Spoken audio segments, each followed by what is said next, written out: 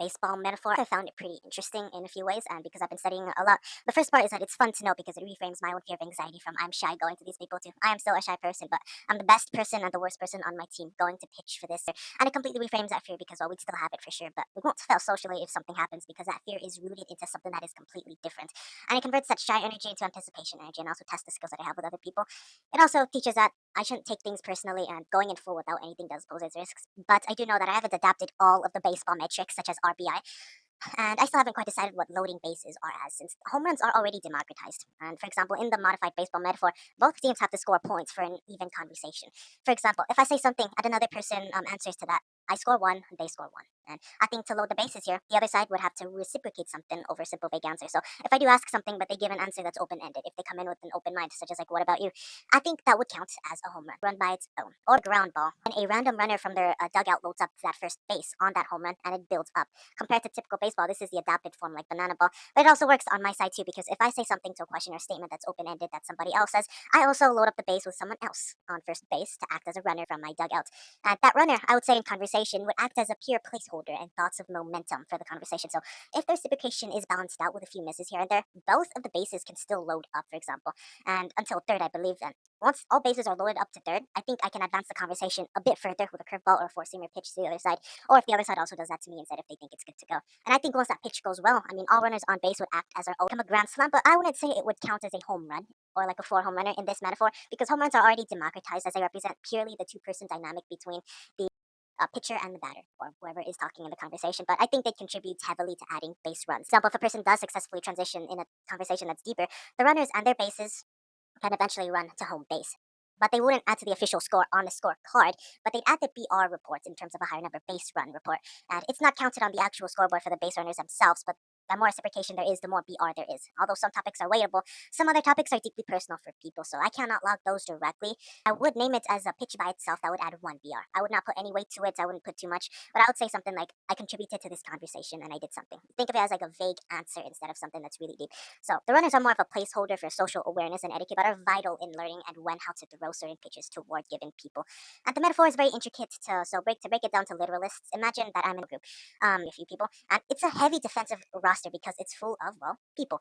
For example, and we'll name them Adam, Ian, Melissa, Isabella, Alyssa, and some two other guys named John and Ben.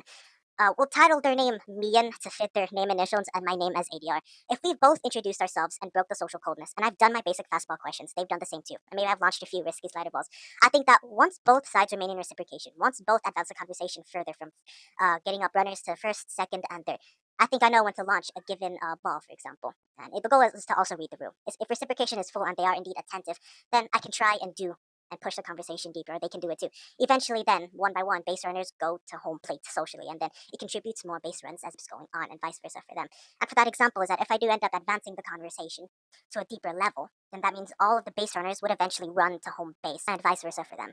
Like my troubles at period 6 spatial cubes projects and others, the goal is to read the room and social cues, and from crazy guy groups during lunch, from Davin and to other girl groups who I've also met before when talking. In order to use a grand slam with people, we gotta know them first, and we gotta ask something depending on the conversation flow and their rate of reciprocation. The higher the BR is in terms of reciprocation, the better it can get, and the more base runs both teams can absolutely reach. And the thing with the baseball metaphor that's adapted here is that both the pitcher and the batter switch positions constantly. It's completely instant. So if I have three base runners right now that I'm currently talking to people and I'm ready to push a conversation, but they eventually ask a question to me, now this time they switch too, and then this time they have however people are on their own bases. Think of it as lightning fast baseball because I have to adapt it here, but it still pretty much follows the same rules as baseball in terms of the literal sense.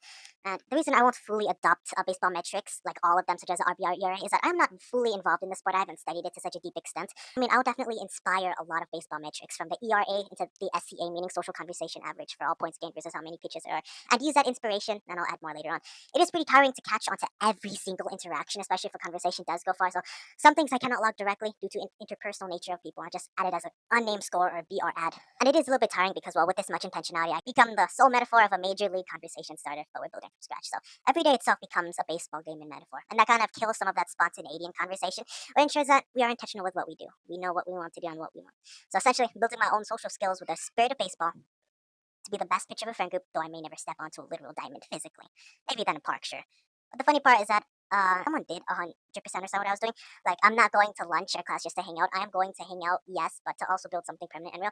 It'll be pretty much immense because even though I am scoring like a 3 average right now, so it's intentional, it gets tiring because with that much intentionality, a school day versus an actual sport in practice, in terms of the mental fatigue it takes, concentration puts ensures that I'm going to be tired at the end, especially with logging the score. But what is fun though is that it takes the energy of every day into its own inning, every conversation pitch its own swing, and every day to class, so no day is ever boring in that way. But I get to break off my social fear in a gamified way and finally make friends as a direct bridge forward to other people. It's pure game excitement that makes entering a random friend group's worth it.